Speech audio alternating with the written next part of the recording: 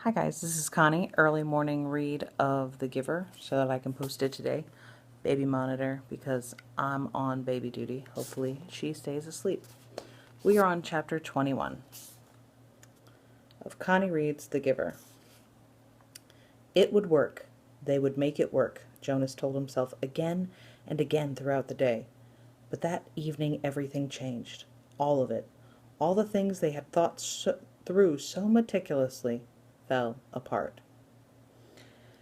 That night Jonas was forced to flee. He left the dwelling shortly after the sky became dark and the community still.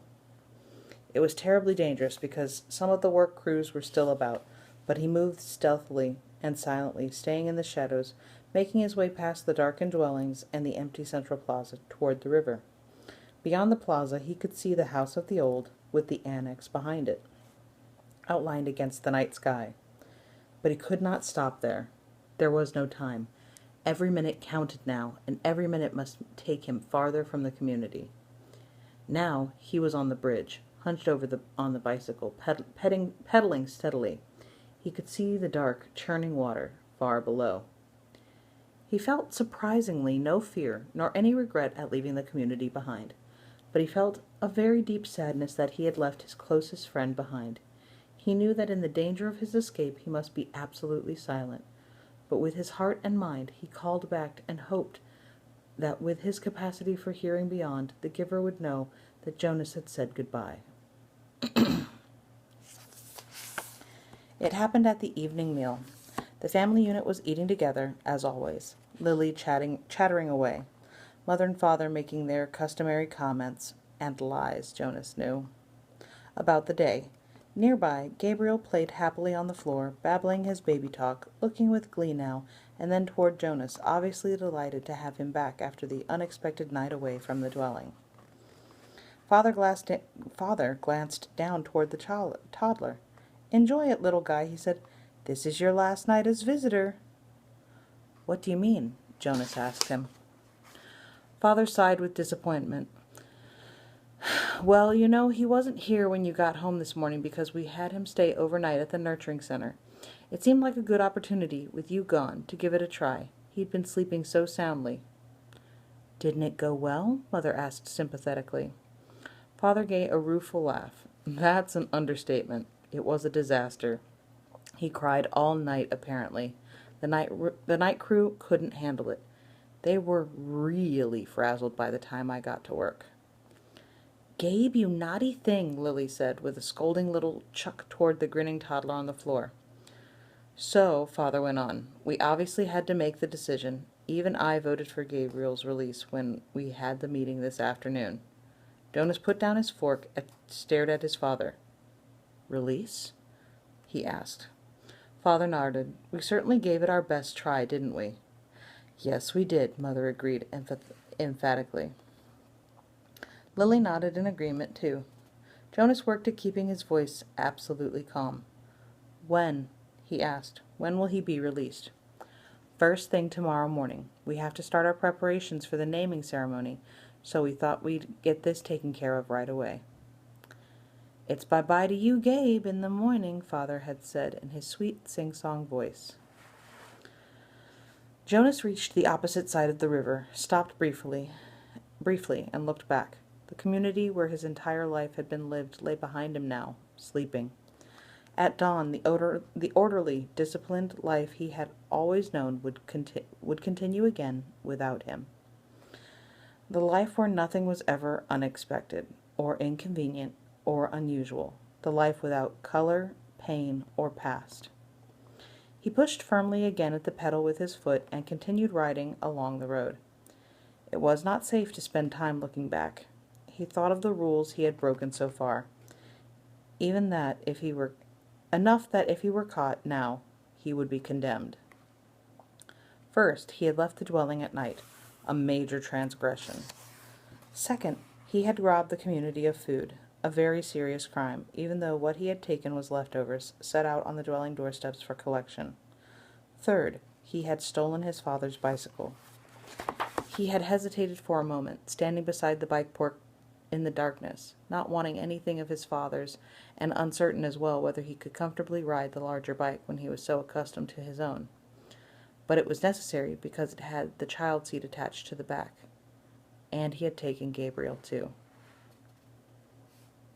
He could feel the little head nudge his back, bouncing gently against him as he rode. Gabriel was sleeping soundly, strapped to the seat. Before he had left the dwelling, he had laid his hands firmly on Gabe's back and transmitted to him the most soothing memory he could.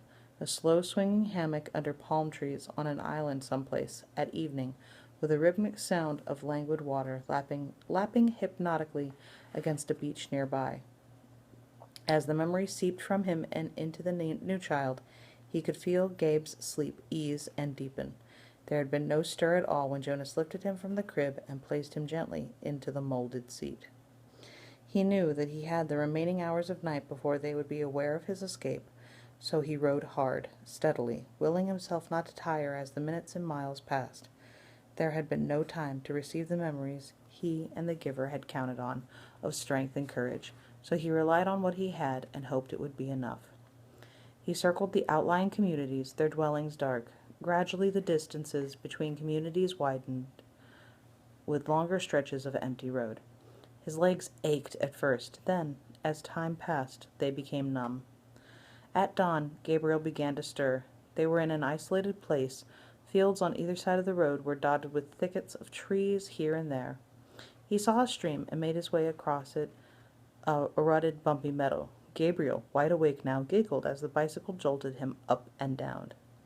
Jonas unstrapped Gabe, lifted him from the bike, and watched him investigate the grass and twigs with delight. Carefully, he hid the bicycle in thick bushes. A morning meal, Gabe. He unwrapped some of the food and fed them both. Then he filled the cup he had brought with water from the stream and held it for Gabriel to drink. He drank thirstily himself and sat by the stream, watching the new child play. He was exhausted. He knew he must sleep, resting his own muscles and preparing himself for more hours on the bicycle. It would not be safe to travel in daylight. They would be looking for him soon. He found a place deeply hidden in the trees, took the new child there, and lay down, holding Gabriel in his arms. Gabriel struggled cheerfully as if it were a wrestling game, the kind they had played back in the dwelling with tickles and laughter. "Sorry, Gabe," Jonas told him. "I know it's morning, and I know you just woke up, but we have to sleep now." He cuddled the small boy close to him and rubbed the little back. He murmured to Gabriel soothingly. Then he pressed his hands firmly and transmitted a memory of deep, contented exhaustion. Gabriel's head nodded after a moment and fell against Jonas's chest. Together the fugitives slept through the first dangerous day. The most terrifying thing was the plains. By now, days had passed. Jonas no longer knew how many. The journey had become automatic. The sleep by days, hidden in underbrush and trees, the finding of water, the careful division of scraps of food, augmented by what he could find in the fields, and endless, endless miles on the bicycle by night. His leg muscles were taut now. They ached when he settled himself to sleep, but they were stronger, and he stopped now less often to rest. Sometimes he paused and lifted Gabriel down for a brief bit of exercise, running down the road or through a field together in the dark, but always, when he returned, strapped the uncomplaining toddler into the seat again and remounted. His legs were ready.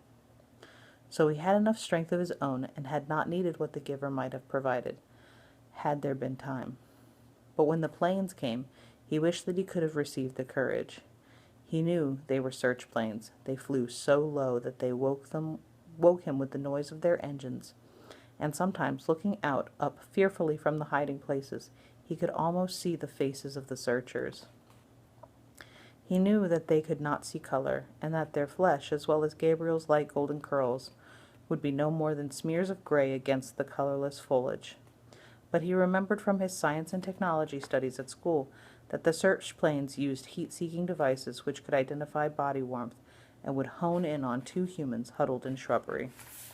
So always, when he heard the aircraft sound, he reached to Gabriel and transmitted memories of snow, keeping some for himself. Together they became cold, and when the planes were gone, they would shiver, holding each other until sleep came again.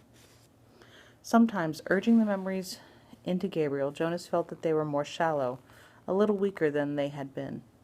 It was what he had hoped, that that he and the giver had planned, that as he moved away from the community, he would shed the memories and leave them behind for the people.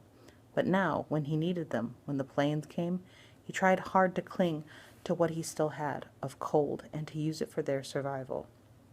Usually the aircraft came by day when they were hiding, but he was alert at night, too, on the road, always listening intently for the sound of engines. Even Gabriel listened and would call out, "Plane! Plane!" sometimes before Jonas had heard the terrifying noise. When the aircraft searchers came, as they did occasionally during the night as they rode, Jonas sped to the nearest tree or bush, dropped to the ground, and made himself and Gabriel cold. It was sometimes a frighteningly close call. As he pedaled through the nights, through isolated landscape now, with the communities far behind, and no sign of human habitation around them or ahead, he was constantly vigilant, looking for the next nearest hiding place he should the sound of engines come.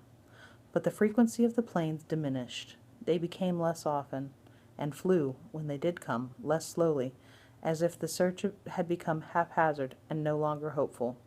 Finally, there was an entire day and night when they did not come at all. And that's the end of chapter 21. Sorry for the shake, shake, shake. Be careful with that and enjoy, please and thank you, and I will see you for the next installment.